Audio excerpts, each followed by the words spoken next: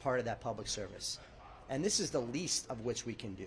So I am thoroughly convinced, I'm not hopeful, I'm convinced, I am certain that we are going to get a bill to the floor that's going to reflect everybody's work, and that will take this first step to restore trust in Congress. So with that, my classmate Pramila Jayapal. Thank you so much, Brian. Thank you, Seth. Thank you, Tim. I think this is a really important day. As has been mentioned, you know, we've all been working on these bills for many years. I think I might have introduced mine back in 2019.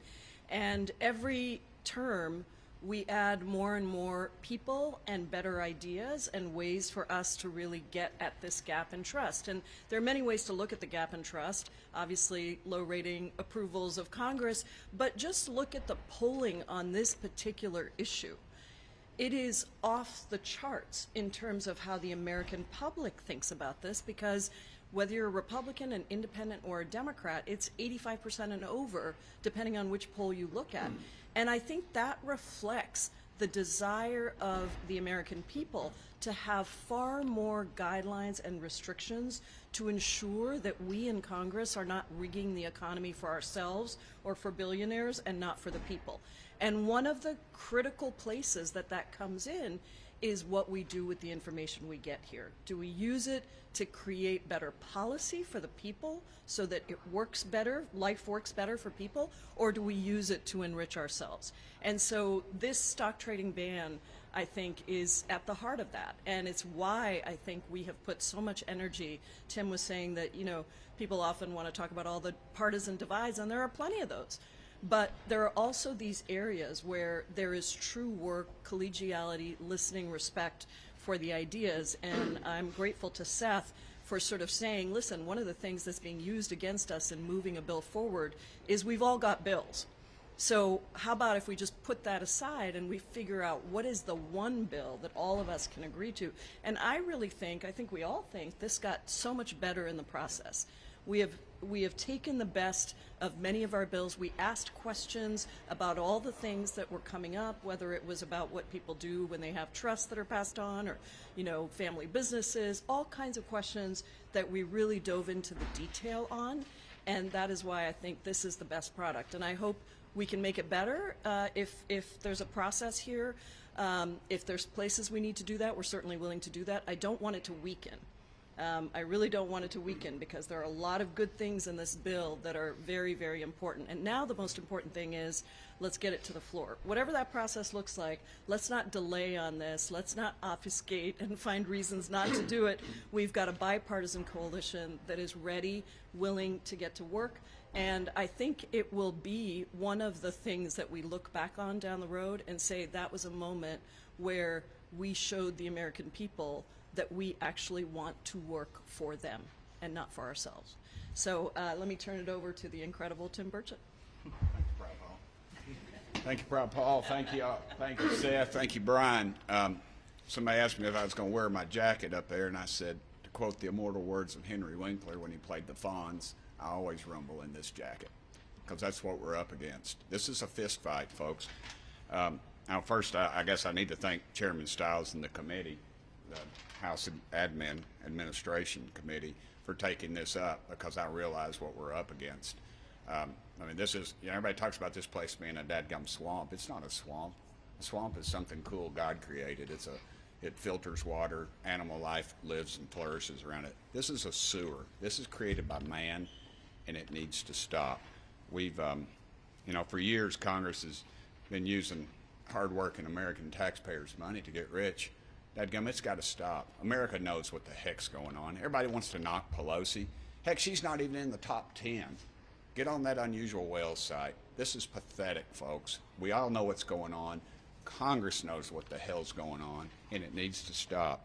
This body has been enriching itself on the taxpayers' dime for too dadgum long, and it's got to stop. This place is crooked, and is crooked as a dog's leg. That's an old East Tennessee saying, but it's the truth, and it needs to stop. America knows what's going on. We're in committee meetings. We hear things before y'all do. We can make those connections. When you see a member of this body making 400, 500, 600 trades a year, you know something's wrong. Everybody ought to do like I do. I got my buddy Tommy Seiler who invested in my mutual fund. I ended up having to cash it out because my daughter's going to school. I'm not a wealthy man. But look, this thing is broken, and it needs to be fixed, and this is the right avenue to do it. And I want to say something. I'm going to get these guys mad at me, but I really don't care because they can't vote in my district. This thing ain't going to pass. If we're going to pass something in the House, and then guess what? The Senate will either, one, not take it up, or they'll come back in righteous indignation and say, oh, we need to make this stronger, something totally ridiculous, and they'll send it back to us. This is a scam that's being played on the American public, and it needs to stop. Let's quit with this nonsense. Let's give America a reason to trust Congress for once in our miserable lives. This is our chance to stand up and say, we hear what you're saying, America. We're going to fix this dadgum problem, but we probably won't do it. And I'll remain ticked off the rest of the day because of this, and it needs to stop. I want to thank all these folks, really. I joke around about it. You want to talk about something that, you know, we all working together? Dadgummit, this is the issue. This is the issue where Democrats and Republicans, dadgummit, if I can stand up here with these two, yeah, these two. I mean, you know, people back in East Tennessee are going, what in the heck's Burchett doing sitting next to Paul, for goodness sakes?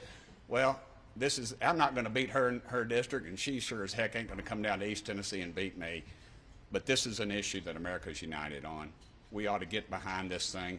You all in the press, it would make a hell of a lot of sense if y'all would put the pressure on Congress and make us do the right thing for once in our miserable lives. Thank y'all. Sorry I'm so jacked up. Any questions? Yeah, Brett Magaziner, you said you hope this isn't a delaying tactic. What do you mean by this? That? So the context we're operating under here is that 90% of the American public, in poll after poll after poll, wants this, is demanding this reform. And make no mistake, though, while we have bipartisan support for a stock trading ban, there is also bipartisan opposition. The difference is, while those of us who are for a ban are very vocal about our views, the opponents are quiet, right? They don't get in front of the cameras and say, no, we want to keep trading stocks, but they are in the ear of leadership on both parties, right? There are members in both parties who do not want this to happen, who are in the ear of leadership, who are trying to stop this from happening, right?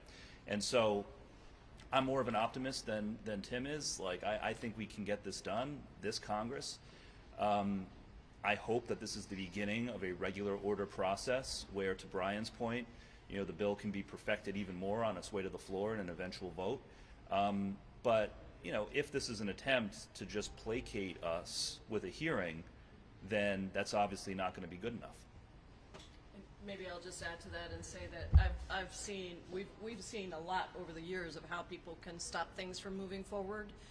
And so I think what you need, and I think we have, is a really committed group of people who say, we're going to get it to the floor one way or another. So we can go through regular order, we can go through another process, but we do need to get it to the floor, because that is the place where somebody's got to press a yes or no button.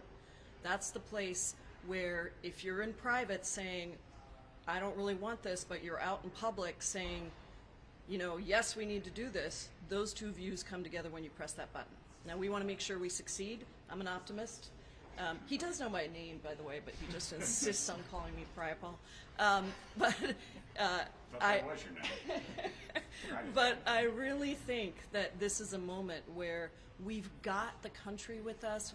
We have, you know, we have examples of bringing to the floor things that both of our leaderships have not wanted to bring to the floor. And I do think if we can have a strong vote in the Senate, as in the House, as we saw last night with the Epstein files, we can have a strong vote in the Senate, and we can get the bill to the president's desk. And just to add to that, the plan always was to have both a hearing and a vote. One without the other doesn't work. It's irresponsible to have a vote without having a hearing and airing all these issues out, much of what was reported this morning, all these contingencies. And it's also not acceptable to have a hearing and not a vote.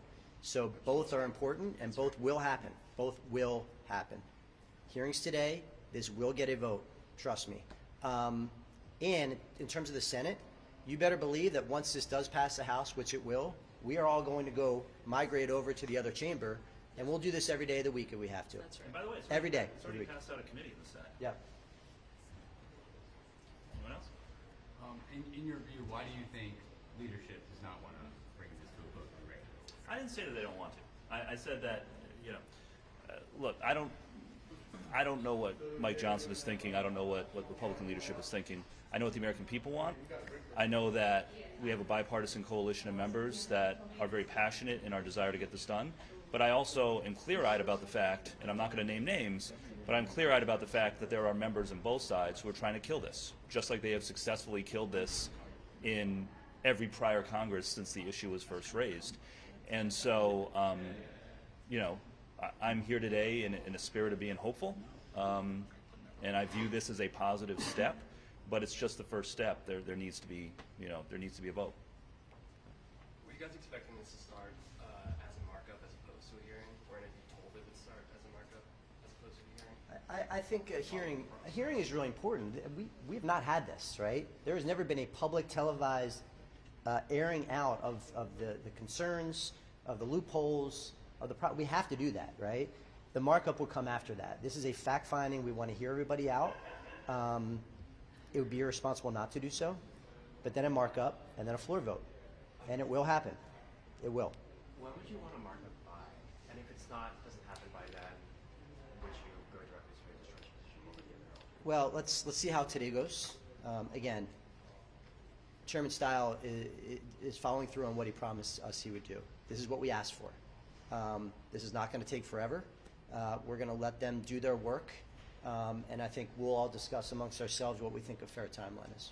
And it's a gutsy move by them to do it, because obviously they're behind the scenes.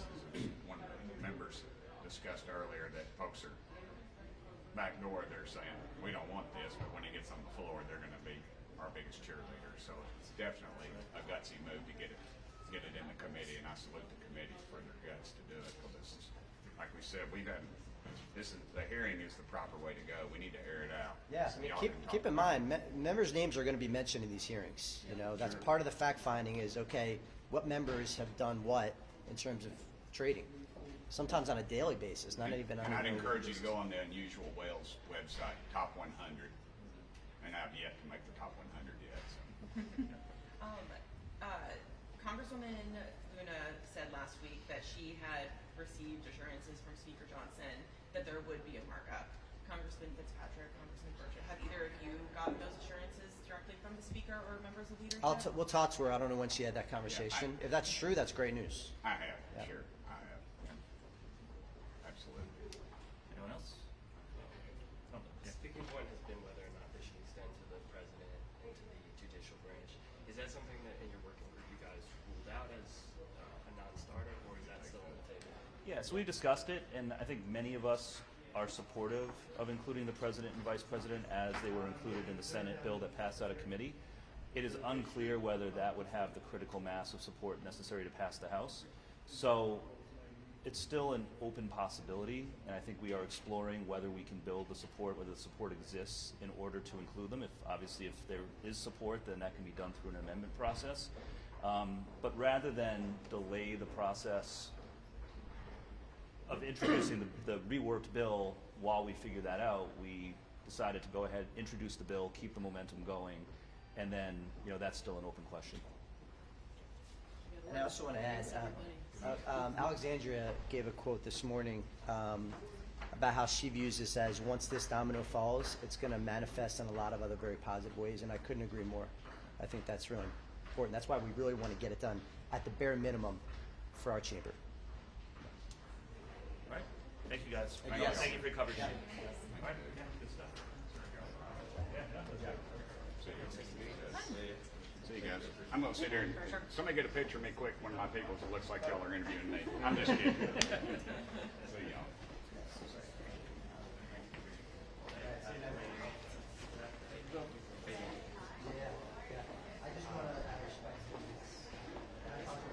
What's up, man? Look at the sun show up. What? Look at the sun show up. I'll be coming here. What's up, going? Hey there. I think I went above and beyond the Call of Duty on that one. Yeah, you did. No one from the Gallup came out. No. I took a wild guess at Kim's email address, but I didn't hear back, so I'm guessing. Are you Dan by chance? Yes, I am. Okay. Kelly Harrison told me that you might be coming. Yes. Oh, things out the like advisory and all that stuff. Oh, awesome. Yeah. I'm still kind of new here, so I'm still trying to get on it. Yeah, of course. If you have any questions or anything like that. All right. Sure. Hey, how are you? Good. How are you? Hey, always good to see you. Did you get married? I did. Yeah. Oh my gosh, I'm sorry. how did I miss this? We did like a very small ceremony. That's so Having our exciting. actual wedding too. Congratulations. How you been? Pretty good. Hi. I'm sure. So are you? Great. So good to see you. Yes. I emailed some of your friends. Oh, really? Yeah. Our contact. Yeah. Good. 1 second. I just got About some. seeing like what you do or. No, you're good. I'm actually gonna head back to my. For the. But if you want some talk, before, like, Oh, okay. Yeah, are you I'm guys probably- gonna stick around? Or? yeah, we're probably not going to be here for the hearing, but